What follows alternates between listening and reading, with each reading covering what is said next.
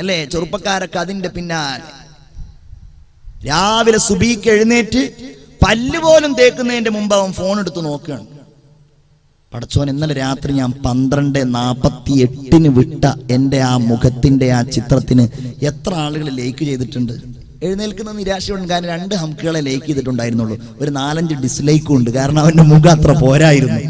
ഇങ്ങനെ ജീവിതം മുഴുവൻ ലൈക്കിലും ഡിസ്ലൈക്കിലും കമന്റിലും ഷെയറിലും ഒക്കെയായി കഴിഞ്ഞുകൂടുന്ന എൻ്റെ പ്രിയപ്പെട്ടവർ, ഇതൊക്കെയല്ലേ നമ്മുടെ പ്രധാനപ്പെട്ട കാര്യങ്ങൾ? നിങ്ങൾ മൊബൈൽ ഉപയോഗിച്ചോ, നെറ്റ് ഉപയോഗിച്ചോ, പക്ഷെ അതിന്റെ ഒരല്പസമയമെങ്കിലും ഇതൊക്കെ പഠിക്കാൻ, റബ്ബിനെ പഠിക്കാൻ, അള്ളാഹുവിന്റെ ഉന്നതമായ ദർശനങ്ങളെ പഠിക്കാൻ എന്ത് നമ്മൾ സമയം കണ്ടെത്താത്തത്? അള്ളാഹു പറയുകയാണ്, പിന്നെ ആ മാംസപിണ്ഡത്തെ നാം എല്ലുകൾ കൊണ്ട് പൊതിഞ്ഞു.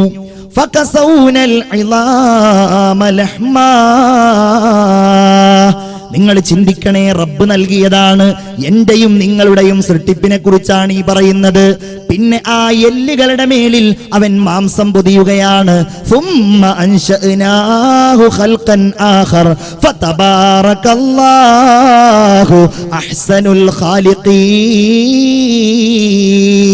പിന്നെ അവൻ മറ്റൊരു രൂപത്തിൽ നമ്മെ പടച്ചു. അവൻ കൈകൾ നൽകി, അവൻ കാലുകൾ നൽകി, അവൻ ചെവികൾ നൽകി, അവൻ ഹൃദയങ്ങൾ നൽകി, അവൻ കണ്ണുകൾ നൽകി. അല്ലേ? അവൻ കണ്ണുകൾ നൽകി, അവൻ തല നൽകി, അവൻ മുടി നൽകി, ചിരിക്കാനുള്ള കഴിവ് നൽകി. നമ്മൾ കാണാറില്ലേ റബ്ബിന്റെ അനുഗ്രഹം ഒരുപാട് ലഭ്യമായിട്ടും ഒരനുഗ്രഹം ലഭ്യമാവാത്തവർ? കൈയില്ലാത്ത ആളുകൾ, കണ്ണില്ലാത്ത ആളുകൾ. നമ്മളൊക്കെ നമ്മുടെ കണ്ണുകൾ ഉപയോഗിച്ചുകൊണ്ട് ഈ ഭൂമിയിലുള്ള ആയിരക്കണക്കിന് നിറങ്ങളെ തിരിച്ചറിയുമ്പോ, ആയിരക്കണക്കിന് വർണ്ണങ്ങളെ നമ്മൾ അറിയുമ്പോ, നമ്മുടെ മനസ്സിന് കൺകുളിർമ നമ്മൾ ഉണ്ടാക്കുമ്പോ, അല്ലാഹുവിന്റെ വാക്ക് പടച്ചവൻ പറയുകയാണ്, നിങ്ങൾക്ക് വജഅല ലക്കുമുസ് സമഅ വൽ അബ്സാർ, നിങ്ങൾക്ക് നാം ചെവി നൽകിയില്ലേ, നിങ്ങൾക്ക് നാം കണ്ണുകൾ നൽകിയില്ലേ, നിങ്ങൾക്ക് നാം ഹൃദയം നൽകിയില്ലേ? ചിന്തിക്കണ്ടേ നിങ്ങൾ?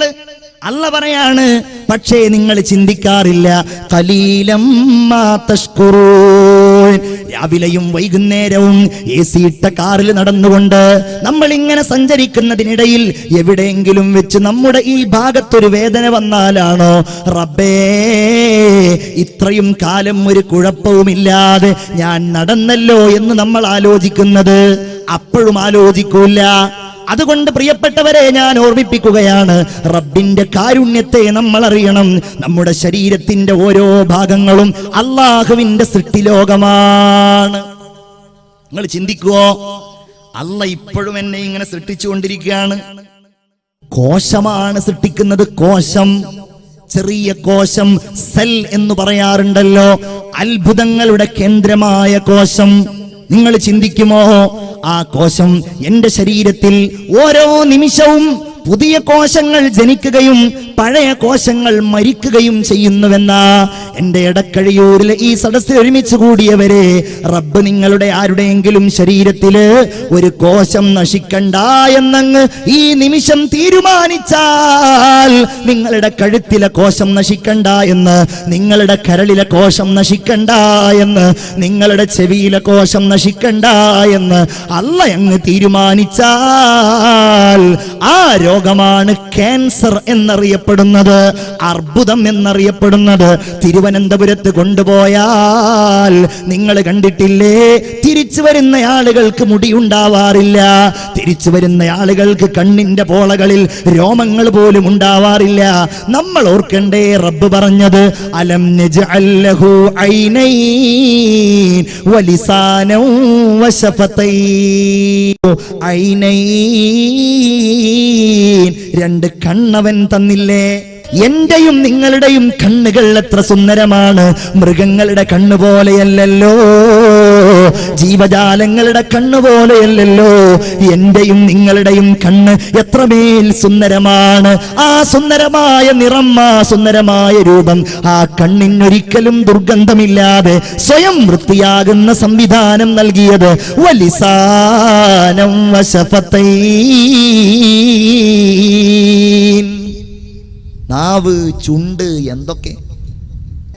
അല്ലാഹുവിന്റെ റസൂൽ സ്വഹാബികളോട് ഒരിക്കൽ വിശദീകരിക്കുകയാണ്. സ്വഹാബികളെ, എന്റെ അടുക്കൽ ജിബ്രീൽ അലൈഹിസ്സലാം വന്നു. എന്നിട്ട് ഭാവിയില് പരലോകത്തുണ്ടാകുന്ന അത്ഭുതകരമായ ഒരു മനുഷ്യനുണ്ടാകുന്ന കാര്യത്തെക്കുറിച്ച് എന്നോട് ജിബ്രീൽ വിശദീകരിച്ചു.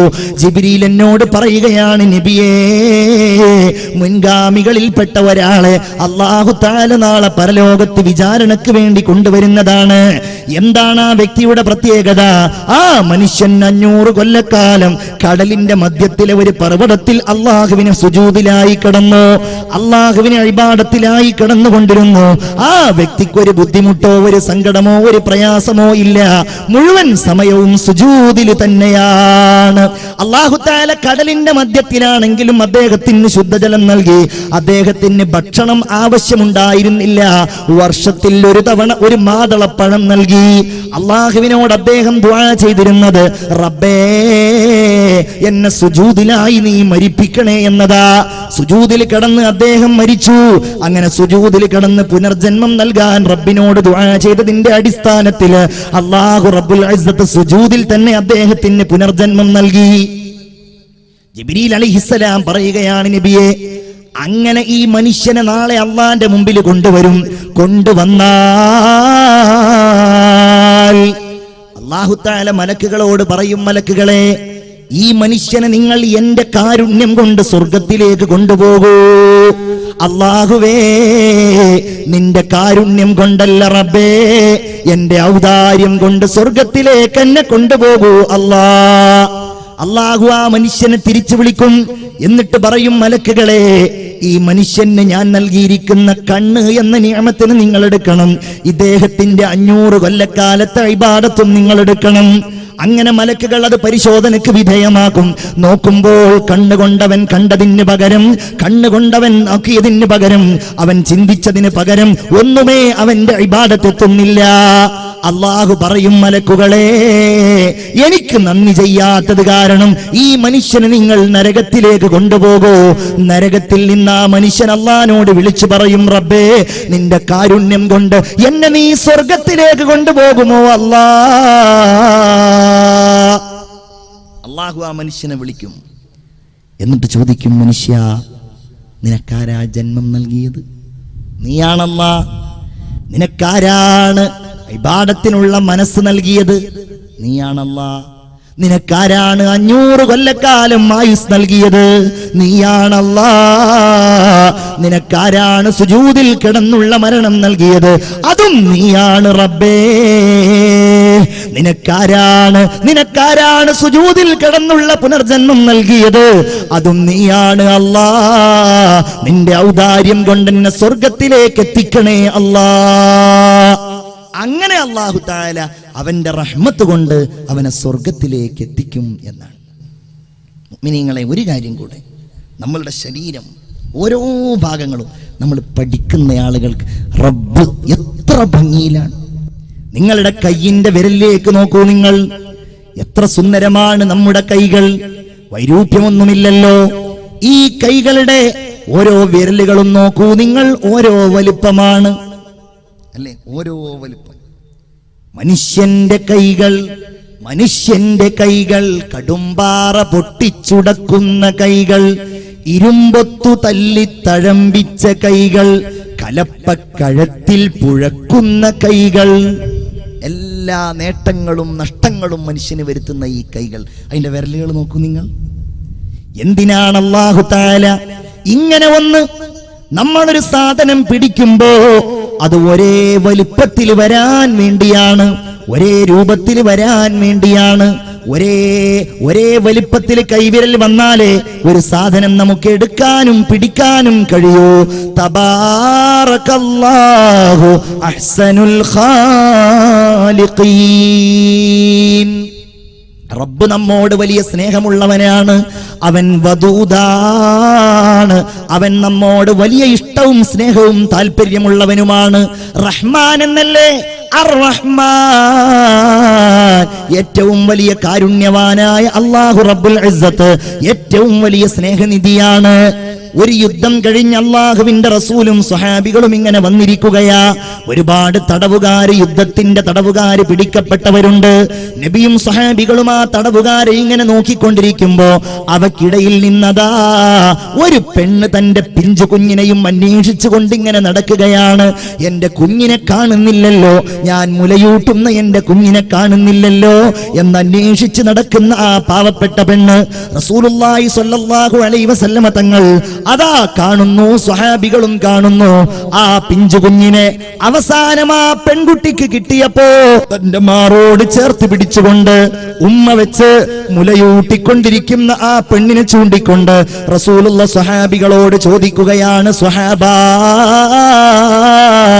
അതറൗന ഹാദിഹിൽ മർഅ, നിങ്ങൾ ഈ പെണ്ണിനെ കുറിച്ച് വിചാരിക്കുന്നുണ്ടോ? ഈ പെണ്ണിന്റെ ഈ കുഞ്ഞിനെ നരകത്തിലേക്ക് വലിച്ചെറിയുമെന്ന്? ഇല്ല നബിയെ, ഞങ്ങൾ അങ്ങനെ വിചാരിക്കുന്നില്ല. ഈ പെണ്ണൊരിക്കൽ ഇതിനെ തീയിലേക്ക് വലിച്ചെറിയില്ലല്ലോ കുഞ്ഞിനെ. എന്നാൽ ഇന്നല്ലാഹ അർഹമു ബിഇബാദിഹി മിൻ ഹാദിഹി ബിവലദിഹാ, ഈ കുട്ടിയേക്കാൾ അല്ലാഹുവിനോ ഈ കുട്ടിക്ക് ഉമ്മക്കുള്ളതിനേക്കാൾ എന്നോടും നിങ്ങളോടും മനുഷ്യരോട് സൃഷ്ടികളോട് അല്ലാഹുവിന് കാരുണ്യമുണ്ടെന്ന് ഹബീബ എന്ന് അഷ്റഫുൽ വറ മുഹമ്മദ് മുസ്തഫ സല്ലല്ലാഹു അലൈഹി വസല്ലം